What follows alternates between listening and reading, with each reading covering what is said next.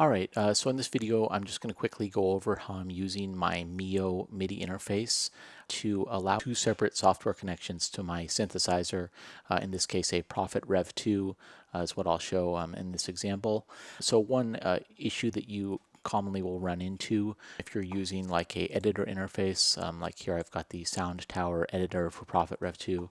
You want to use an editor interface and also have your DAW connected to your synthesizer at the same time. There's often an issue where as soon as you select your instrument in one of the programs, it exclusively takes over the MIDI port for that synthesizer, and then you can no longer connect to any other program. This was the case for me with Ableton and multiple of my synths when I tried to connect with interfaces over the years, and the Mio interfaces have a workaround where you can get past this.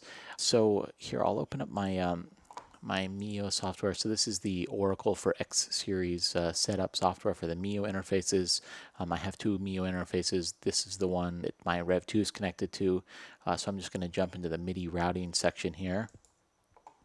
And this works also on the older software for the Mio series, the iConfig software.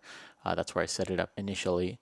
So here, if I go down here, you can see my USB hosted device. I have my Rev 2 connected to the USB host port on the Mio 10 here. But the area that we want to go down to is this section here where it shows device port to computer or DAW. This is where you set up the connections that show up on your actual computer when your computer is connected.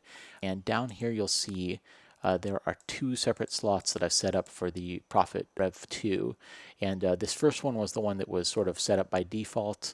It was routed. I've custom named my ports here so they're easy to see, what they are. But normally you would just have one connection, one device port connection to your synthesizer. In this case, I grabbed one of these extra device ports. This port previously was just routed to like host 3 or something. It was some port that I wasn't using. So what I did is just removed that connection and added a second connection to my Rev 2 here. So I have these two separate device ports that are set up identically and allow a connection to the Rev 2 through these two separate ports. What this allows is now when I go into Ableton here, and this should work the same for basically any other DAW. You'll see I have two different output ports showing up here. I named one of them Editor and one of them Ableton just for my own purposes so I know which one to connect to. So when I set up the MIDI connections here in Ableton, what you want to do is set this one to on, the Ableton connection to on, and make sure to leave the Rev 2 Editor, your secondary port, off. And what that's going to do is allow you to connect and send MIDI notes via Ableton with this port, but leave this one free for other software. In this case, I'm using Sound Tower Editor. So here's my Sound Tower Editor. If I go in here to the MIDI setup, you'll see in here under MIDI ports, I'm connecting to the Rev 2 Editor port on both the in and the out, and then I have just connected my complete control interface here.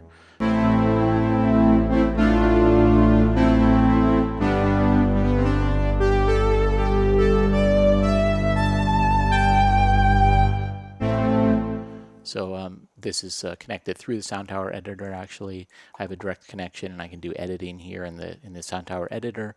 But then also, I have a simultaneous connection in Ableton.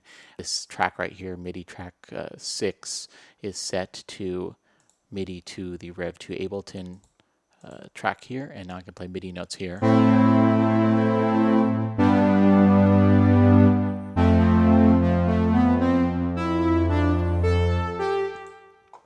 So anyway, yeah, that's just a sort of quick overview of how you can use the Mio interfaces and the MIDI routing section to create an extra device port in here so you have two separate ones. This gets around that issue.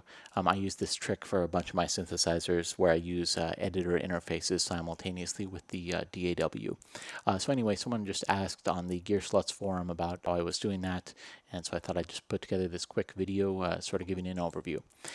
Yeah, so just let me know if you have any questions, and I think that'll do it for this video. All right, have a good one.